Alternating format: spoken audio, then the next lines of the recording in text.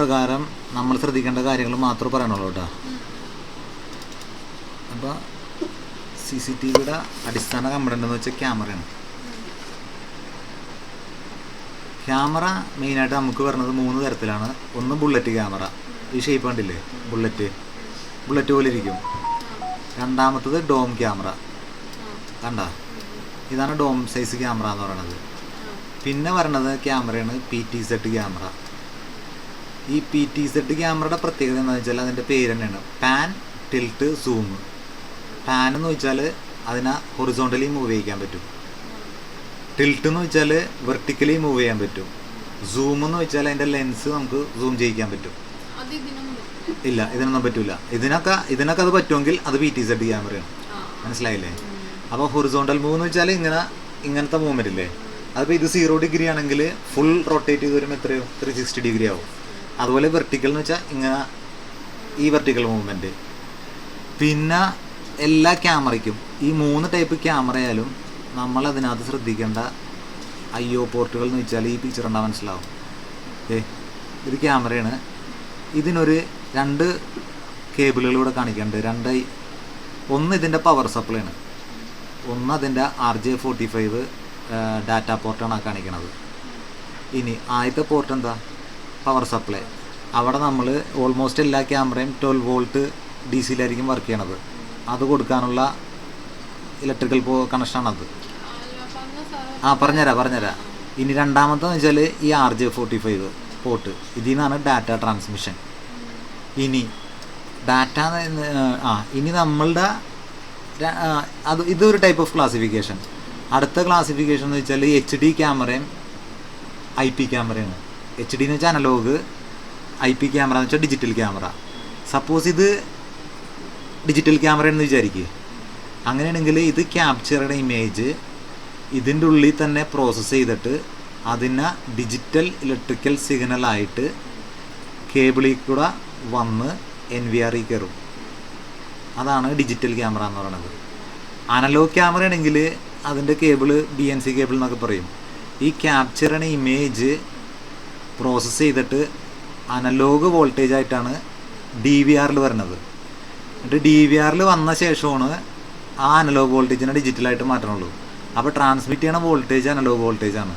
നമ്മളിപ്പോൾ തൽക്കാലം HD ക്യാമറനെ പറ്റി നോക്കണം. നമ്മൾ ഒരു പ്രൊജക്റ്റിലും HD ക്യാമറ വന്നില്ല, ഡിജിറ്റൽ മാത്രം വന്നുള്ളൂ. ഇനി അടുത്തത് ശ്രദ്ധിക്കേണ്ടത് ഇതിൻ്റെ ഔട്ടർ കവറിങ് പാർട്സ് എന്ന് പറയുന്നത്. ഈ ഔട്ടർ കവറിങ് ഒരു പാർട്ടാണ്, ഈ ഗ്ലാസ് ഒരു പാർട്ടാണ്, അതിൻ്റെ ഉള്ളിലെ ലെൻസ് ഉണ്ട്, ലെൻസ് ഈ ഗ്ലാസിൻ്റെ ഉള്ളിലിരിക്കണത് അതൊരു പാർട്ടാണ്. പിന്നെ ഒരു IR-ൻ്റെ സെൻസർ, ഇൻഫ്രാറെഡിൻ്റെ സെൻസർ, ഇത്രയും നമുക്ക് ഇതിൽ നിന്ന് കാണാൻ പറ്റണത്. ഓക്കെ. ഇനി ഈ ഔട്ടർ പാർട്ടില്ലേ, അതിനെ നമ്മൾ ശ്രദ്ധിക്കേണ്ടത് നമ്മളുടെ എസ്റ്റിമേറ്റിൽ IP66 IP67 എന്ന് പറയും. ആ പ്രോട്ടോക്കോൾ പാലിക്കണ കവറായിരിക്കണം എന്ന് നമ്മൾ പറയാറുണ്ട്. അത് എന്താ ഉദ്ദേശിക്കണമെന്നിൽ IP എന്ന് വെച്ചാൽ ഇൻഗ്രസ് പ്രൊട്ടക്ഷൻ. ആ 66 എന്ന് പറയാനല്ലേ, ആദ്യത്തെ 6 സൂചിപ്പിക്കണത് ഇതിൻ്റെ ഉള്ളിലായിട്ട് പൊടി കയറാൻ പാടില്ല. രണ്ടാമത്തെ 6 എന്ന് സൂചിപ്പിക്കണത് നമ്മൾ മോട്ടർ അടിച്ച് വെള്ളം ചീറ്റിച്ചാൽ അത് കയറാൻ പാടില്ല. അതാണ് രണ്ടാമത്തെ 6 സൂചിപ്പിക്കണത്. അതാണ് IP66 എന്ന് പറയുന്നത്. ഇനി വേറെ വന്നത് IP67 പറയാറുണ്ട് നമ്മൾ. ആദ്യത്തെ 6 എന്താ, പൊടി കയറാൻ പാടില്ലാത്ത ഔട്ടർ കവറിങ് ആയിരിക്കണം. 7 എന്താ, വെള്ളത്തിൽ മുങ്ങിക്കിടന്നാലും ഈ നിശ്ചിത സമയം വെള്ളത്തിൽ മുങ്ങിക്കിടന്നാലും ഈ ലെൻസിൻ്റെ ഉള്ളിലോട്ട് വെള്ളം കയറാൻ പാടില്ല. അത് നമ്മൾ എസ്റ്റിമേറ്റിൽ പറയാറുണ്ട്. ഇനി മൂന്നാമത് പറയുന്ന ഒരു സാധനം എസ്റ്റിമേറ്റിൽ പറഞ്ഞാൽ IK10 എന്ന് പറയാറുണ്ട്. IK10 എന്ന് വെച്ചാൽ ഇതിൻ്റെ വരണ ഫിസിക്കൽ എന്താണ്, ഒരു പ്രഷർ വരില്ലേ, കൊടുക്കണ ഫോഴ്സിൻ്റെ പ്രഷറാണ് IK എന്ന് പറഞ്ഞ് സൂചിപ്പിക്കുന്നത്. നമ്മൾ പറഞ്ഞ IK10 ആണ്. IK10 എന്നുകൊണ്ട് ഉദ്ദേശിക്കുന്നത് ഒരു 5 കിലോ മാസമുള്ള സാധനം 40 സെൻറ്റിമീറ്റർ മുകളിൽ നിന്ന് ഇതിൻ്റെ മേത്ത് വീണാൽ ഇത് പൊട്ടാൻ പാടില്ല. അതാണ് IK10. IK9 ഉണ്ട്, അത് 5 കിലോ മാസമുള്ള സാധനം 20 സെൻറ്റിമീറ്റർ മുകളിൽ നിന്ന് വീണാൽ പൊട്ടാൻ പാടില്ല. ഇനി IK8 ഉണ്ട്, 5 കിലോ മാസമുള്ള സാധനം 10 സെൻറ്റിമീറ്റർ മുകളിൽ നിന്ന് വീണാലും ഇത് പൊട്ടാൻ പാടില്ല. അത്രക്ക് സ്ട്രോങ് ആയിരിക്കണം എന്നാണ് നമ്മൾ പറയണത്. ഇത്രയാണ് നമ്മൾ എസ്റ്റിമേറ്റിൽ പറയുന്ന കാര്യങ്ങൾ. ഒന്ന് ബുള്ളറ്റ് ആണോ ഡോമാണോ PTZ ആണോ എന്ന് പറയും. ഇനി അതിൻ്റെ ബോർഡിനെ പറ്റി പറയും. ബോഡി IP66 അല്ലെങ്കിൽ 67 ആയിരിക്കണം, കൂടാതെ IK10 ആയിരിക്കണം എന്ന് പറയും. ഇനി പിന്നെ വരണ എസ്റ്റിമേറ്റിൽ വരുന്ന ഭാഗമാണ് ഇതിൻ്റെ ലെൻസ്. ഈ ഈ ഈ ഫിസിക്കൽ ബോഡിയില്ലേ, അതിന് പുറത്തൊരു ഔട്ടർ ഗ്ലാസ് ഉണ്ടല്ലോ, അതിൻ്റെ ഉള്ളിലാണ് ലെൻസ് ഇരിക്കണത്. ഈ ഭാഗമാണ് ലെൻസ് എന്ന് പറയുന്നത്.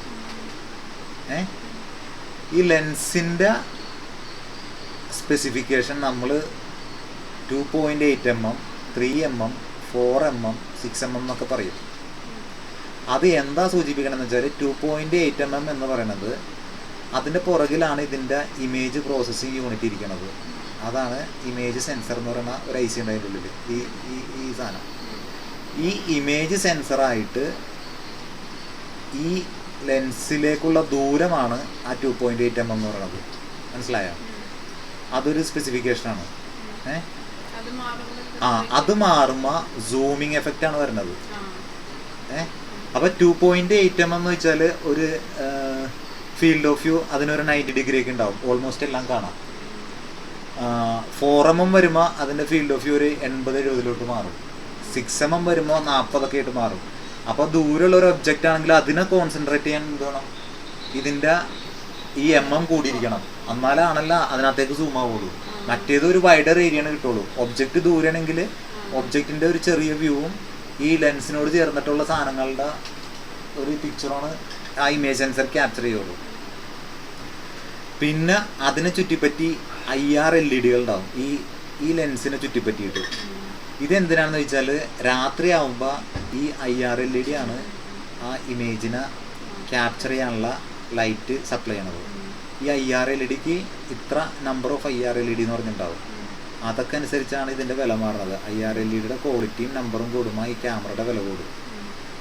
പിന്നെ സെൻസറിൻ്റെ മേക്ക് എന്ന് വെച്ചാൽ CMOS സെൻസർ ആയിരിക്കും നമ്മൾ ഓൾമോസ്റ്റ് എല്ലാ ക്യാമറയിലും ഉപയോഗിക്കുന്നത്. വേറെ ഒരു ടൈപ്പ് സെൻസറൊക്കെ ഉണ്ട്, എന്താണ് കപ്പിൾഡ് ചാർജ്, അത് എന്തൊക്കെയോ വേറെ പർപ്പസിനൊക്കെയാണ് ഉപയോഗിക്കുന്നത്. CCTVയിൽ വന്നില്ല. പിന്നെ ഇതിനകത്ത് എന്താ ഈ പിക്ചറിൽ വന്നത്? ഔട്ടർ ബോഡി പറഞ്ഞ്, ഇമേജ് സെൻസർ പറഞ്ഞ്, ലെൻസ് പറഞ്ഞ്, ലെൻസിൻ്റെ 2.8 mm, 3 mm, 4 mm, 6 mm അങ്ങനത്തെ ഇത് പറഞ്ഞു. അതെന്ന് വെച്ചാൽ ഈ സെൻസറും ഈ ലെൻസും തമ്മിലുള്ള ദൂരമാണ് ആ 2.8 mm. അതിനാണ് ഫോക്കൽ ലെങ്ത് എന്ന് പറയുന്നത് കേട്ടോ, ഫോക്കൽ ലെങ്ത്. അപ്പോൾ ഫോക്കൽ ലെങ്ത് കൂടുന്തോറും സൂമിങ് എഫക്റ്റ് കൂടും.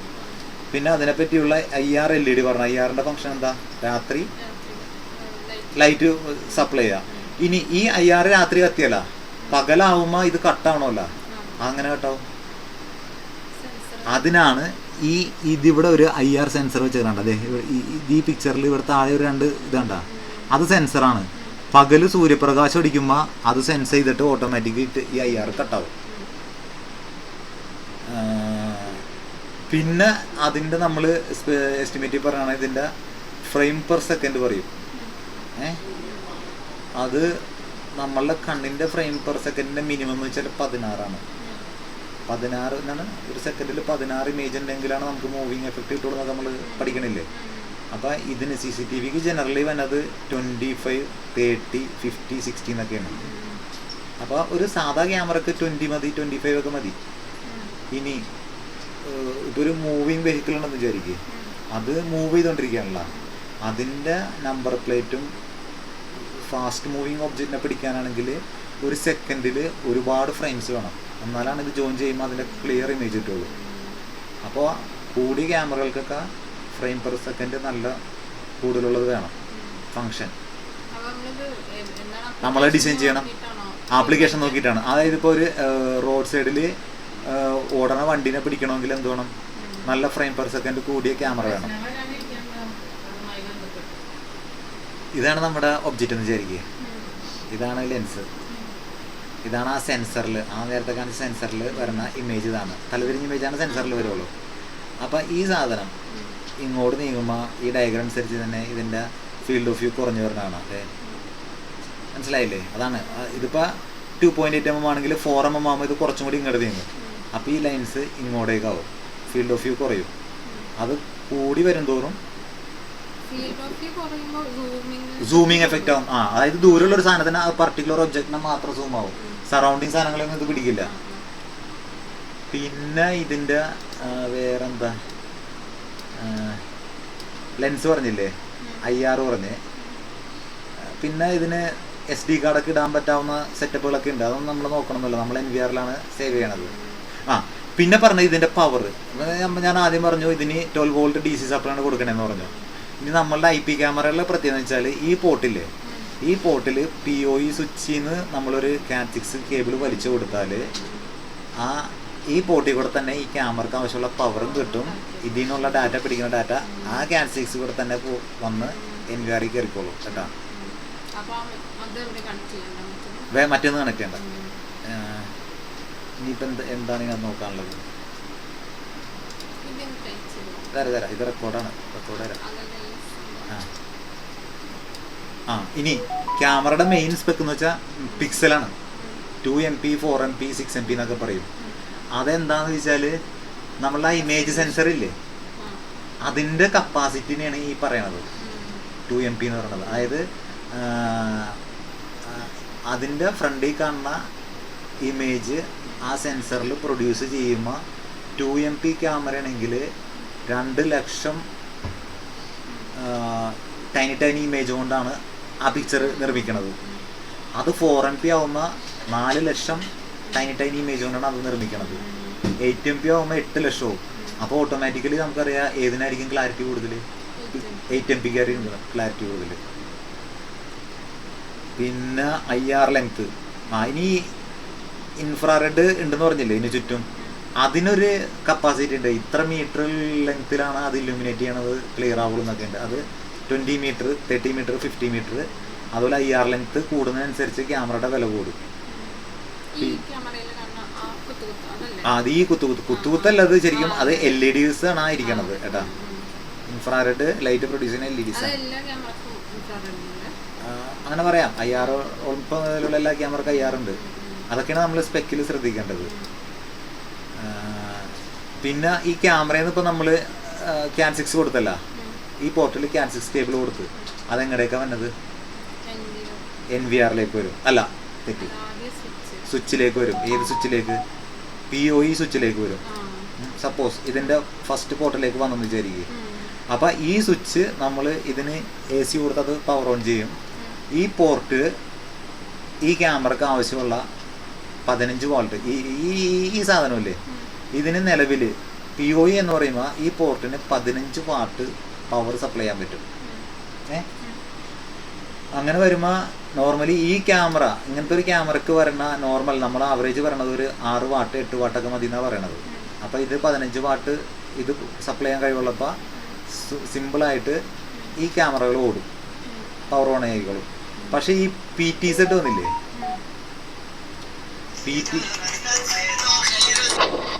ഈ PTZ എങ്ങനെയാണ് ഇതിൻ്റെ മൂവ്മെൻറ്റ് നടക്കണമെന്ന് വെച്ചാൽ അതിൻ്റെ ഉള്ളിൽ മോട്ടറുകളുണ്ട്. അപ്പോൾ അത് വർക്ക് ചെയ്യാനുള്ള പവർ വേണമല്ല. അപ്പോൾ അതിന് PTZ നമ്മൾ ആവറേജ് കണക്ക് കൂട്ടേണ്ടത് ഒരു 20 വാട്ട് കണക്ക് കൂട്ടണം. അങ്ങനെയാണെങ്കിൽ ഈ സ്വിച്ചിന് ആ PTZ ക്യാമറ കണക്ട് ചെയ്തേക്കണ ഈ പോർട്ടിലാണെന്ന് വിചാരിക്കുക. അങ്ങനെയാണെങ്കിൽ അത് റണ്ണാവോ? ഇല്ല. അപ്പോൾ എന്ത് വേണം? ഇതിനേക്കാളും കൂടിയ വാട്ടേജുള്ള PoE സ്വിച്ച് വേണം. അതിനാണ് PoE പ്ലസ് സ്വിച്ച് എന്ന് പറയുന്നത്. ആ പ്ലസ് സ്വിച്ച് മതി. അല്ല, ഈ പോർട്ട് 15 വാട്ടാണ് സപ്ലൈ ഉള്ളൂ. Maximum 15 വാട്ടാണ് PoE switch. അപ്പോൾ 15 വാട്ടിൽ കൂടുതൽ വേണമെങ്കിൽ നമുക്ക് PoE പ്ലസ് സ്വിച്ച് വേണം. അത് വെച്ചാൽ 30 വാട്ട് വരെ സപ്ലൈ ചെയ്യും PoE ഈ ഒറ്റ പോർട്ട്.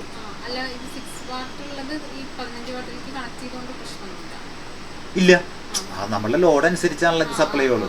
ഇതിന്റെ മാക്സിമം കപ്പാസിറ്റിയാണ് 15 വാട്ട് എന്ന് പറയുന്നത്. ഈ ഡിവൈസിന് 6 വാട്ട് മതിയെങ്കിൽ ഇത് 6 വാട്ട് സപ്ലൈ ചെയ്യുള്ളൂ. അന്നേരം ഇതിന് 20 വാട്ട് വേണം. ഇതിന്റെ കപ്പാസിറ്റി എത്ര? 15 വാട്ടാണ്. അപ്പോൾ ഇതിന് ആ സാധനത്തിന് ഡ്രൈവ് ചെയ്യാൻ പറ്റുമോ? ഇല്ല. അപ്പോൾ PoE പ്ലസ് സ്വിച്ച് വേണം. അപ്പോൾ CCTVയിൽ 2 കാര്യങ്ങൾ ശ്രദ്ധിക്കണം. സ്വിച്ചിൽ PoE സ്വിച്ച് വേണോ അല്ലെങ്കിൽ PoE പ്ലസ് സ്വിച്ച് വേണോ എന്ന് തീരുമാനിക്കണം. PTZ ക്യാമറയൊക്കെ ആണെങ്കിൽ നമുക്ക് ഉറപ്പായിട്ടും PoE പ്ലസ് സ്വിച്ച് വേണം. ഇനി സ്വിച്ചിൻ്റെ ഔട്ട് നമ്മൾ എങ്ങനെയൊക്കെ കൊടുക്കണത്? NVR. ഒരു NVR കൊടുക്കും. ഇതാണ് NVRൻ്റെ ഫ്രണ്ട് വ്യൂ. NVRൻ്റെ ബാക്കിൽ ഒരു RJ45 പോർട്ട് ഉണ്ട്. ഇതാണ് NVR ബാക്ക്. സ്വിച്ചിൽ നിന്ന് ഒരു 1 മീറ്റർ കോഡ് എടുത്തിട്ട് ഈ നെറ്റ്വർക്ക് പോർട്ടിൽ കൊടുക്കും. അപ്പോൾ ഈ ക്യാമറകളെല്ലാം ഡാറ്റയും NVRലേക്ക് എത്തിയല്ല. ആ NVRൻ്റെ ഉള്ളിൽ ഒരു ഹാർഡ് ഡിസ്ക്, NVR എന്ന് വെച്ചാൽ പെട്ടി മാത്രമേ ഉള്ളൂ, ഉള്ളിൽ വളരെ സിമ്പിളാണ്, ഓപ്പൺ സ്പേസ് ആണ് കൂടുതൽ. ഈ ഹാർഡ് ഡിസ്ക് വെക്കാനുള്ള ഓപ്പൺ സ്പേസ് ആണ് ഈ സ്റ്റോറേജ്. ഇതിൻ്റെ ഉള്ളിൽ ആ ഡാറ്റ സേവ് ആവും. ഇനി നമുക്ക് ടി വിയിൽ ഇത് കാണണമല്ലോ, അതിനുവേണ്ടി എന്ത് ചെയ്യണം? NVRൻ്റെ പുറകിൽ HDMI പോർട്ടുകൾ ഉണ്ടാവും. HDMI VGA പോർട്ടുകളൊക്കെ ഉണ്ടാവും. അതിൽ നിന്ന് ഒരു HDMI കേബിൾ കണക്ട് ചെയ്ത് നമ്മൾ ടി വിയിലേക്ക് കൊടുക്കുമ്പോൾ ആ സാധനം നമുക്ക് ടി വിയിൽ കാണാൻ പറ്റും. ഇത്രയാണ് ബേസിക് പ്രിൻസിപ്പിൾ. ഇനി NVR തന്നെ ഇപ്പോൾ പുതിയ മോഡൽ വരുന്നുണ്ട്. ഈ PoE സ്വിച്ച് NVRൽ ഇൻ്റഗ്രേറ്റ് ചെയ്തിട്ട് NVR PoE എന്ന് പറയും. അപ്പോൾ സ്വിച്ച് വേറെ വേണ്ട. അങ്ങനെ വരുമ്പോൾ എന്താ പ്രശ്നം എന്ന് വെച്ചാൽ ഈ ഡിവൈസിന് കംപ്ലൈൻ്റ് ആയാൽ ഈ ഡിവൈസിനെ തിരിച്ചു കൊണ്ടുവരണം. ആ നേരം സ്വിച്ചിന് കംപ്ലൈൻ്റ് ആയാൽ നമുക്കൊരു സ്വിച്ച് മാത്രം മാറ്റിയാൽ മതി. പിന്നെ നമ്മൾ ഇതാണ് NVRൻ്റെ ബാക്കട്ടൊക്കെ. നെറ്റ്വർക്ക് കൊടുക്കാൻ ഉണ്ട്, സ്വിച്ചിൻ്റെ ഔട്ട് കൊടുക്കാൻ രണ്ട് RJ45 ഉണ്ടാവും ഒരു NVRൽ. ഒരെണ്ണം എന്തിനാ? ഈ സ്വിച്ചിൽ നിന്നുള്ള ഡാറ്റ ഫീഡ് ചെയ്യാനായിട്ട്. ഒരെണ്ണം എന്തിനാ? അതിനകത്തേക്ക് നെറ്റ്വർക്ക് കൊടുക്കാനായിട്ട്. പിന്നെ HDMI ഔട്ട് ഉണ്ടാവും, USB ഔട്ട് ഉണ്ടാവും, പെൻഡ്രൈവ് കുത്താൻ അതൊക്കെ ഉണ്ടാവും. പിന്നെ നമ്മൾ ഉപയോഗിക്കുന്ന കേബിളിനുണ്ടല്ലോ, ക്ലാസ്സാണ് കേബിള്, Cat 6 കേബിള് 4 പേര്.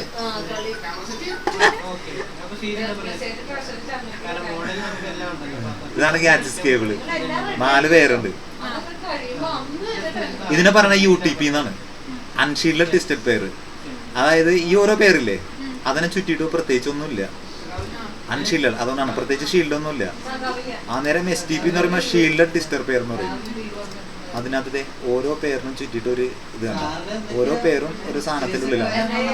ഇനി ഇതിനെല്ലാം ചുറ്റിയിട്ട് ഒരു അലുമിനിയം ഫോയിൽ ഉണ്ടാവും. അതാണ് ഷീൽഡഡ് ടിസ്റ്റർ പെയർ എന്ന് പറയുന്നത്. ഇതിൽ കൂടെ പോകുന്നത് ഇലക്ട്രിക്കൽ സിഗ്നലാണല്ലോ. അപ്പോൾ 2 പേരുകളും ഇലക്ട്രിക്കൽ സിഗ്നൽ പോകുമ്പോൾ അതിൻ്റെ ഇൻഡക്ഷൻ ഉണ്ടാവും. പിന്നെ വേറെ എന്തൊക്കെ എഫക്റ്റുകൾ നമ്മൾ പഠിക്കേണ്ടത്, അതിനെല്ലാം കുറയ്ക്കാനാണ് ഈ ഷീൽഡിങ്. വില കൂടും. പിന്നെ പാച്ച് പാനൽ അറിയാലോ, ഫീൽഡിൽ എന്ന് പറഞ്ഞ കേബിളുകൾ ടെർമിനേറ്റ് ചെയ്യാനാണ് പാച്ച് പാനൽ. ബാക്ക്, ഇത് പാച്ച് പാനലിന്റെ ബാക്കാണ്. ഇവിടെ കൊണ്ടുവന്ന് ഇവിടെ നിന്ന് എന്ത് വെച്ചിട്ട് ഇവിടെ ഈ കേബിൾ ടെർമിനേറ്റ് ചെയ്തല്ല. ഇനി അതിന്റെ ഫ്രണ്ടാണിത്, ഫ്രണ്ട് സൈഡിൽ ഒരു 1 മീറ്ററിന്റെ പാച്ച് കോഡ് കൂട്ടും.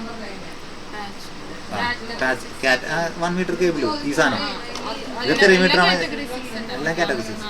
എന്നിട്ട് അതിൽ നിന്ന് എടുത്ത് കൊടുക്കും കേട്ടാ. അല്ല, പാച്ചാണ് കോഡ്. പാച്ച് എന്ന് വെച്ചാൽ ഒരു സ്ഥലത്ത് എടുത്ത് വേറെ സ്ഥലത്ത് കഴിഞ്ഞാൽ പാച്ച് എന്നുള്ള പറയുന്നത്. ഓക്കെ, അപ്പോൾ പാച്ച് പാനൽ ക്ലിയർ ആയില്ലേ. ഇനി SFP മോഡ്യൂള്, ഇതാണ് SFP മോഡ്യൂള്. ഇതാണ് SFP പോർട്ടിലേക്ക് ഇൻസെർട്ട് ചെയ്യണത്. ആ പോർട്ടിലേക്ക് ഇൻസെർട്ട് ചെയ്തിട്ട് ഇതിൻ്റെ ഈ ഫ്രണ്ടില്ലേ അവിടെ നമ്മൾ എന്ത്, ഇത് RJ45 അല്ല, ഇത് ഫൈബറാണ്. ഇത് ഫൈബർ പാച്ച് കോഡാണ്. SFPയിലേക്ക് ഫൈബർ പാച്ച് കോഡ് കൊടുക്കും. എന്നിട്ട് ഇതിൻ്റെ മറ്റേ എൻ്റെ എവിടെ വരുമെന്ന് വെച്ചാൽ ഇതൊരു LIU എന്ന് പറയും. ഇതിൻ്റെ ഈ ഫ്രണ്ടിൽ വരും LIU, ലൈറ്റ് ഇൻ്റർഫേസ് യൂണിറ്റ്. ഈ പാച്ച് കോഡ് ടെർമിനേറ്റ് ചെയ്യാനുള്ള ഒരു സാധനം. എന്നിട്ട് ഇതിൻ്റെ ഉള്ളിലേക്ക് വരുന്നത് പുറമേ നിന്നുള്ള ഫൈബർ കേബിളുകളാണ്. ആ ഫൈബർ കേബിളുകൾ ഈ പാച്ച് കോഡ് വെച്ചിട്ട് സ്പ്ലൈസ് ചെയ്യും ഓരോ പോർട്ടും കേട്ടോ.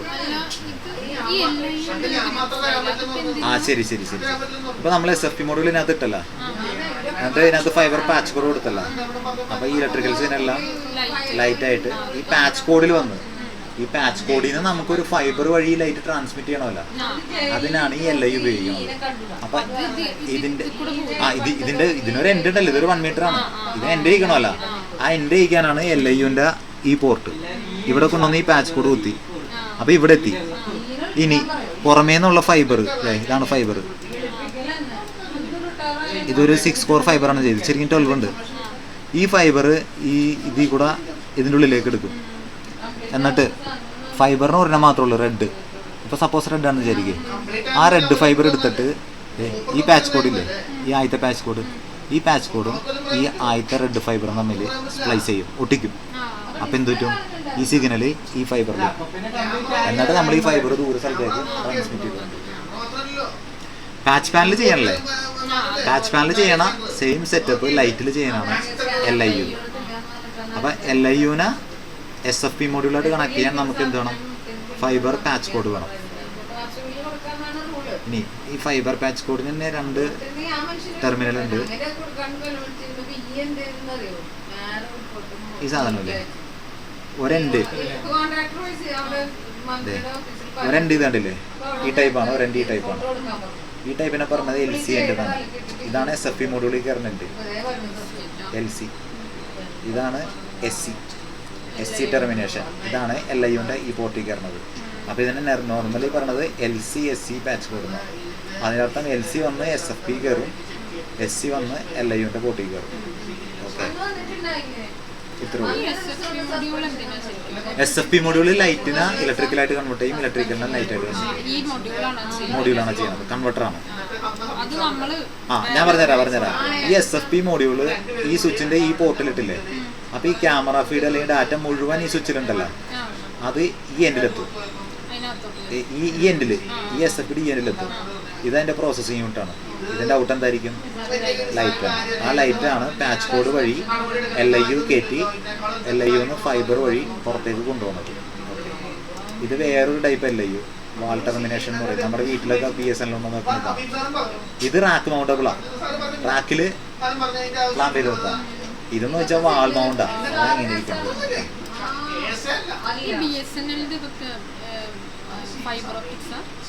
ആ അതല്ലേ ഫൈബർ ടു ഹോം എന്ന് പറയണത്.